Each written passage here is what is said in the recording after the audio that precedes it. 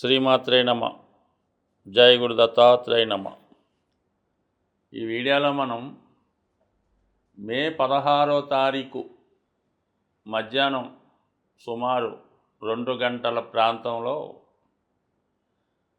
కుంభరాశిలోకి మారుతున్నటువంటి రాహుగ్రహ ప్రభావం ఏ విధంగా ఉండబోతుంది అని పరిశీలించినప్పుడు మరి సుమారుగా 18 నెలల తర్వాత గ్రహం ఈ రాహుగ్రహం మారడం జరుగుతూ ఉంటుంది. అంటే 18 నెలలకు ఒకసారి రాహు మారుతూ ఉంటాడు. ఆ ప్రయత్నంలో కుంభరాశిలోకి రావడం జరిగింది.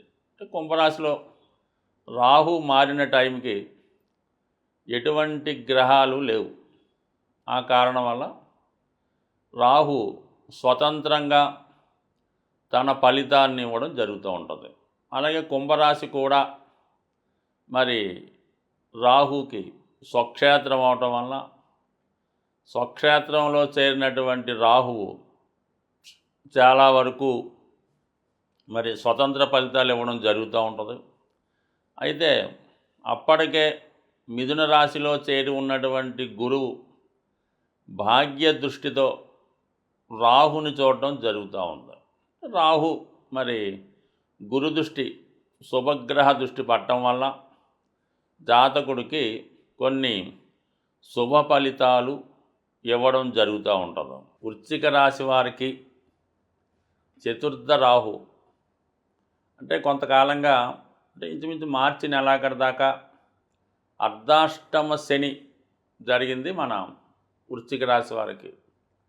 ఇంకా అర్ధాష్టమ శని వెళ్ళిపోయింది అనుకున్నటువంటి 45 రోజుల్లోనే మరి మనకి రాహు చతుర్థ భావంలోకి వచ్చి ఇంచుమించుగా అదే ఫలితాన్ని ఇవ్వడానికి సిద్ధంగా ఉండడం జరిగింది.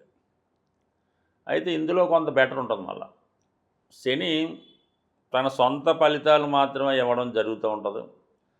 రాహు ఏం చేస్తాడంటే ఇతర గ్రహాల యొక్క ఫలితాన్ని, అంటే ఏదైనా గ్రహం చూస్తుంటే దాని ఫలితాన్ని, ఏదన్నా గ్రహం వచ్చి కలిస్తే దాని ఫలితాన్ని, ఇవన్నీ లేనప్పుడు తను ఏ నక్షత్రంలో ఉంటే ఆ ఫలితాన్ని ఇవ్వడం జరుగుతూ ఉంటుంది. సో అందువల్ల ఏంటంటే శని కన్నా రాహు చాలా విషయాల్లో బెటర్గానే ఉంటాడు. సో ఇప్పుడు ఏమైందంటే 4వ స్థానంలో రాహు రావడం వల్ల ఇది విద్యార్థులకి హాస్టల్లో ఉండి చదువుకోవడానికి కారణం అవుతుంది. అంటే చదువులో చాలా వరకు సరిగ్గా శ్రద్ధ పెట్టకపోవడం, ఇష్టం వచ్చినట్టుగా అల్లరి చిల్లరగా తిరగడం వల్ల బలవంతంగా అయినా హాస్టల్లో వేయడం మంచిది.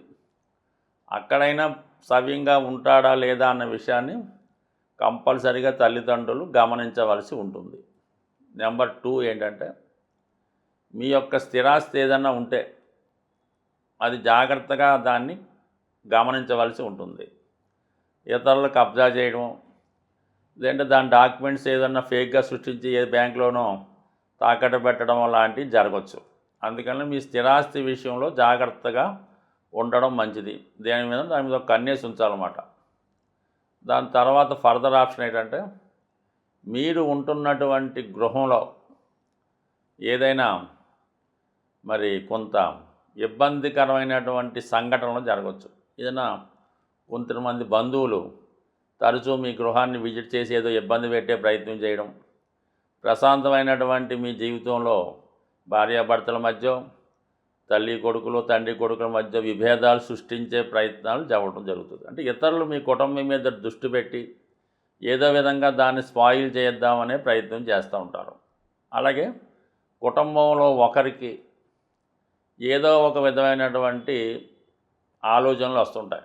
ప్రేమ వ్యవహారంలో పట్టడం, ఇంకొక బెట్టింగ్లకు అలవాటు పడ్డము, లేదంటే ఇంకొక బ్యాడ్ ఫ్రెండ్షిప్, చిన్న చిన్న వ్యసనాల బారి పడ్డము.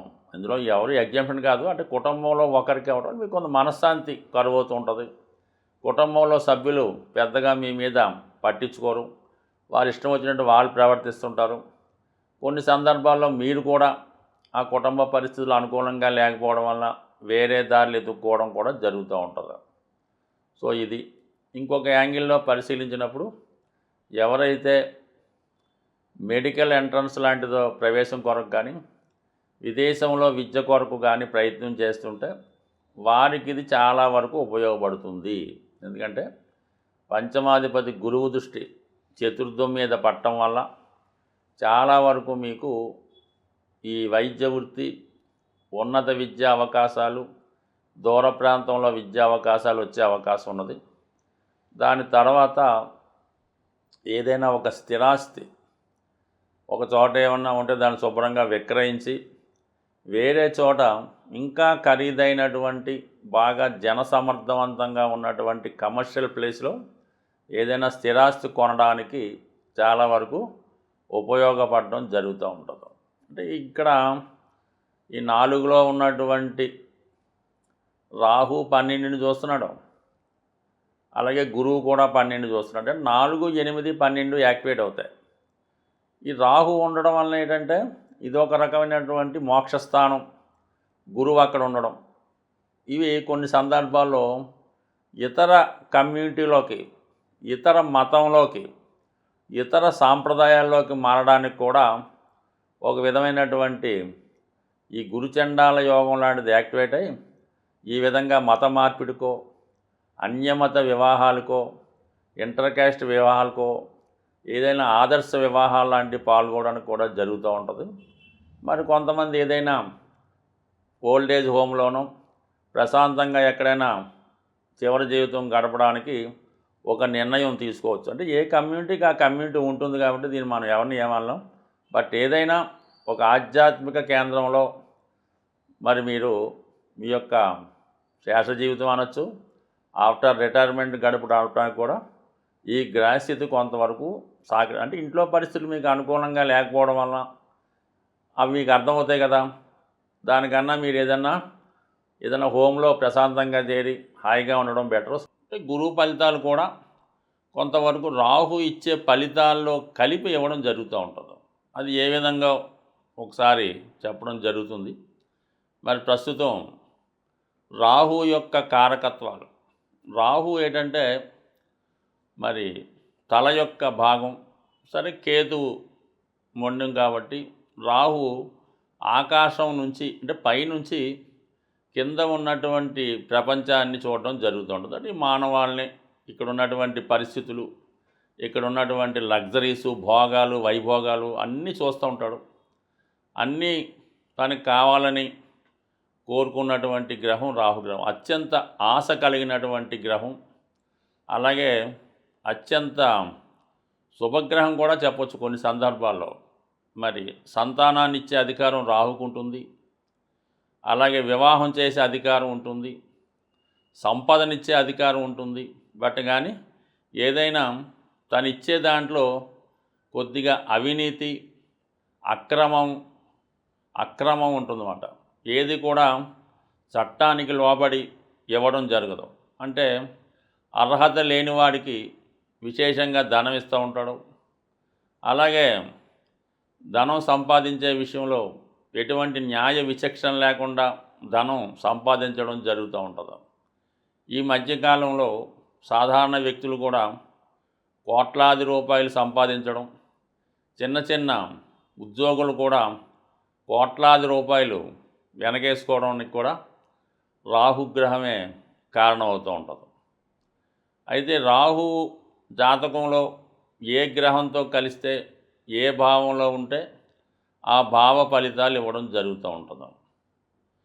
రాహు శుక్రగ్రహంతో కలిసినప్పుడు జాతకుడు విశేషమైనటువంటి శృంగార జీవితాన్ని, భోగాల్ని, వైభోగాల్ని, అలాగే ఖరీదైన జీవితాన్ని అనుభవిస్తూ ఉంటాడు. అలాగే ఖరీదైనటువంటి అలవాట్లు కూడా ఉంటాయి. అదే బుధగ్రహం ఉన్నప్పుడు విశేషంగా వ్యాపారంలో కోట్లు ఆర్జిస్తూ ఉంటారు. అంటే అక్రమం ద్వారా ఫేక్ నోట్లు అవ్వచ్చు, లేదంటే ఫేక్ డాక్యుమెంట్స్ అవ్వచ్చు, లేనిది ఉన్నట్టు సృష్టించవచ్చు, అకౌంట్లు తారుమారు చేయొచ్చు. ఈ విధంగా కృత్రిమమైనటువంటి సంపద సృష్టించడం జరుగుతూ ఉంటుంది. సోకాల్డ్గా అందరికీ తెలుసు, గురువుతో కలిసినప్పుడు ఏర్పడే గురుచండాల యోగం ఇది ఎక్కువగా విద్యార్థుల మీద ప్రభావం చూపుతూ ఉంటుంది. సులువుగా కొన్ని క్వశ్చన్లు రాసి పాస్ అయిపోవడం, అలాగే బ్యాక్ డోర్ ద్వారా ఈ పరీక్షా కేంద్రాల్లో వాళ్ళకి వీళ్ళకి మేనేజ్ చేసి పాస్ అయిపోవడం ఇలా కూడా జరుగుతూ ఉంటుంది. గురువుల్ని ఇబ్బంది పెట్టడం కూడా, అంటే అనేక గంటలు చెప్పచ్చు ఈ విషయం గురించి, బట్ సింపుల్గా చెప్పాలంటే ఇది. అయితే రాహువు శని కలిసినప్పుడు మాత్రం చాలా గొప్ప పెద్ద పెద్ద సంస్థల్లో పారిశ్రామిక రంగంలో ఉపాధి కల్పిస్తూ ఉంటాడు. ఇప్పుడున్నటువంటి సాఫ్ట్వేర్ రంగం అయితేనే, సినిమా రంగంలో అభివృద్ధికి ఈ శని రాహులే కారణం అవుతూ ఉంటాడు. ఎవరి జాతకంలో అయినా శని రాహులు కలిసి ఉంటే వాడి జీవితంలో చిన్న స్థాయి నుంచి అత్యున్నత స్థాయికి వెళ్ళే అవకాశాలు రావడం జరుగుతూ ఉంటుంది. అది కష్టపడి సంపాదించడం జరుగుతూ ఉంటుంది. ఇది గొప్ప యోగం మాట. చాలా వరకు ఇది జాతకంలో ఉండాలని కోరుకోవాలి. అలాగే ఏంటంటే శుక్ర రాహులు ఉండడం కూడా ఎలాగైతేనే జీవితంలో చక్కగా అనుభవిస్తారు. ఇంకా అందరికీ తెలుసు, రవి చంద్రులతో రాహు ఉన్నప్పుడు అది ఒక గ్రహణ యోగంగా ఏర్పడి జాతకుడు యొక్క మంచితనాన్ని మరుగున పెడుతుంది. పిల్లల వాళ్ళని ఇబ్బంది పడుతుంటారు. బట్ ఏదైనప్పుడు కూడా ఏ గ్రహం ఫలితం ఇచ్చినా ఇవ్వకపోయినా రాహు మాత్రం కంపల్సరీగా ఫలితం ఇవ్వడం జరుగుతుంది. ఇప్పుడు వచ్చినటువంటి ఈ గ్రహస్థితి ఇంచుమించుగా గ్రహాలన్నీ కూడా రాహు కేతువుల మధ్య ఏర్పడి ఒక విధమైనటువంటి కాలసర్ప దోషం లాంటి దోషం ఏర్పడింది. అయితే చంద్రగ్రహం బయట ఉండడం జరిగింది. మళ్ళా కొన్ని రోజుల్లో చంద్రుడు కూడా ఈ గ్రూపులో చేరడం జరుగుతుంటుంది. కాబట్టి మరి ఈ సమయంలో జన్మించిన వారి మీద కూడా ఈ గ్రహ ప్రభావం, ఈ రాహుకేతు ప్రభావం ఎక్కువగా ఉంటుంది. కాబట్టి సో ఏదైనా ఈ రాహుకేతువులు ఎంత శుభాన్ని ఇస్తాయో అంత ఇబ్బందిని కూడా పెడుతుంటాయి. అది జాతకుడు తనను తాను ఉపయోగించుకొని గ్రహాల్ని ఏ విధంగా సంతృప్తిపరచాలో, ఏ విధంగా నడిస్తే శుభ ఫలితాలు ఇస్తాయో తెలుసుకొని గ్రహాలకు అనుగుణంగా జాతకుడు నడిచినప్పుడు మరి గొప్ప ఉన్నత స్థాయికి జాతకులు వెళ్ళడం జరుగుతూ ఉంటుంది. గ్రహాల యొక్క స్థితి మనకి అనుకూలంగా లేనప్పుడు ఆ గ్రహాలకి పరిహారం చేసుకోవడం వల్ల ఆ గ్రహాల మంచి ఫలితాలు మాత్రం మనం పొంది చెడు ఫలితాలని దూరం చేసే విధంగా జరుగుతూ ఉంటాయి. ఏదైనా ఒక గ్రహానికి మనం పరిహారం చేసుకోవాలంటే ఆ గ్రహం మీద శుభగ్రహ దృష్టి ఉంటే ఆ గ్రహం మనకి ప్రసన్నం అవడం జరుగుతూ ఉంటుంది. అదృష్టవశాత్తు రాహుగ్రహం మీద గురువు యొక్క దృష్టి ఉండడం వల్ల కంపల్సరిగా మీరు రాహుగ్రహానికి చేసే పరిహారాలు మీకు మంచి ఫలితాన్ని ఇవ్వడం జరుగుతూ ఉంటాయి. ది బెస్ట్ రెమెడీ రాహుకి ఏంటంటే ముందు మీకుగా మీరు మీ యొక్క ఖర్చులు, మీరు వాడే వస్తు వాహనాలు ఒక్కసారి పరిశీలించండి. అవి మన స్థాయికి మించి ఉంటే వాటిని తగ్గించే ప్రయత్నం చేయండి. నెంబర్ 1 అంటే మనం వాడే కారు, వాడే సెల్ ఫోను, వాడే బట్టలు, నిత్య జీవితంలో మనం పెట్టే ఖర్చులు ఈ ఒక్కసారి గమనించి దాన్ని కంట్రోల్ చేసుకుంటే నెంబర్ 1గా సరిపోతుంది. అది రాహుకి నెంబర్ 1 రెమెడీ. దాని తర్వాత ఎవరైతే మీ ఫ్రెండ్ సర్కిల్లో మిమ్మల్ని ఉపయోగించుకుంటూ వాడి యొక్క అవసరాలు తీర్చుకుంటూ ఉంటాడు, ఏదో క్రికెట్ మ్యాచ్కి వెళ్తూ ఉంటాడు, లేదంటే గోవా వెళ్తూ ఉంటాడు, క్యాసినో ఆడుతూ ఉంటాడు, జాగ్రత్తగా గమనించండి. అటువంటి వాళ్ళని ముందు దూరం పెట్టే ప్రయత్నం చేయండి. మీకు అవకాశం ఉంటే వాడిని మార్చే ప్రయత్నం చేయండి. అంటే మీరు మంచి దారిలోకి వాడిని తెచ్చుకొని వాడిని ఆ వ్యసనాల నుంచి బయటపెడితే దాన్ని బట్టి మీరు కూడా, అంటే ఎంత మనం మానేద్దామన్నా ఏదో ఒక బలహీన క్షణంలో వాడు ఏదో గోవా వెళ్తూ ఉంటాడు, కంపల్సరీగా వెళ్ళడం జరుగుతూ ఉంటుంది. అందువల్ల ఈ 2 ముందు తగ్గించుకోండి. దాని తర్వాత మెయిన్గా రాహుగ్రహానికి అమ్మవారు, అంటే దశ మహావిద్యలు, ప్రత్యంగర, చాలా అనేక రకాలు ఉంటాయి. బట్ కానీ అందరికీ అనుకూలమైనది కనకదుర్గ అమ్మవారు. ఆ అమ్మవారికి మీరు ప్రతి శుక్రవారం విధి విధానంగా దర్శించుకొని అవసరమైతే అమ్మవారికి ఒక నిమ్మకాయల దండ, కుంకుమర్చన, రాహుకాల దీపం, అంటే మంగళవారం కానీ శుక్రవారం కానీ ఇంపార్టెంట్ అన్నమాట. మంగళవారం అయితే 3 to 4:30, శుక్రవారం అయితే 10:30, 12 ఈ టైంలో రాహుకాల దీపం వెలిగించడం. మరి మగవారైతే రాహుకాలంలో ముఖ్యమైన కార్యక్రమాలు ప్రారంభించుకోకూడదు. అది కొంచెం జాగ్రత్తగా గమనిస్తే సరిపోతుంది. అలాగే ఎక్కువగా ఏదైనా మరి ఈ వాయుతత్వ రాశిలో రాహు ప్రవేశించాడు కాబట్టి విధి విధానంగా మీరు అమ్మవారికి హోమం చేయడం ద్వారా కానీ, హోమంలో పాల్గొనడం వల్ల కానీ కంపల్సరీగా రాహు ప్రసన్నం అవడం జరుగుతుంది. అంటే గురు దృష్టి కూడా ఉంది కాబట్టి గురువు యొక్క స్ట్రెంత్ను కూడా పెంచుకోవచ్చు. గురువు బలాన్ని పెంచుకోవాలంటే ఏకైక మార్గం ఏంటంటే దక్షిణామూర్తి, దత్తాత్రేయుడు, మీకు విద్య నేర్పిన గురువు. ఇవన్నీ మన వల్ల కాదంటే చక్కగా గోశాలకు వెళ్ళడం, మీ యొక్క బరువు ఎంత ఉందో అక్కడ చూపించుకోవడం, ఆ బరువు తగ్గట్టుగా ఆవులు తినే ఏదైనా బెల్లం కానీ, శనగలు కానీ, నవధాన్యాలు కానీ, గడ్డి కానీ ఆ గోశాలలో డొనేట్ చేయడం వల్ల మళ్ళీ మీరు కొత్తగా జన్మ ఎత్తితే ఏ విధంగా ఉంటుందో అంత బలమైనటువంటి ఫలితాన్ని మీరు తులాభారం ద్వారా గోశాలలో డొనేట్ చేయడం వల్ల కంప్లీట్గా మీ జీవితం మారుతుంది. అది రాహుకే కాదు, మీరు ఎటువంటి దీర్ఘకాలిక అనారోగ్య సమస్యలతో బాధపడుతున్నా, లేదా ప్రాబ్లమ్స్ ఉన్నా, విభేదాలు ఉన్నా, వివాహం జరగకపోయినా మరి ఆ గ్రహం ఏదో చూసి ఆ గ్రహానికి సంబంధించిన వస్తువు తులాభారంగా గోశాలలో ఇవ్వడం వల్ల అతి శీఘ్రంగా మీకు ఫలితం వచ్చే అవకాశం ఉంది. స్వస్తి.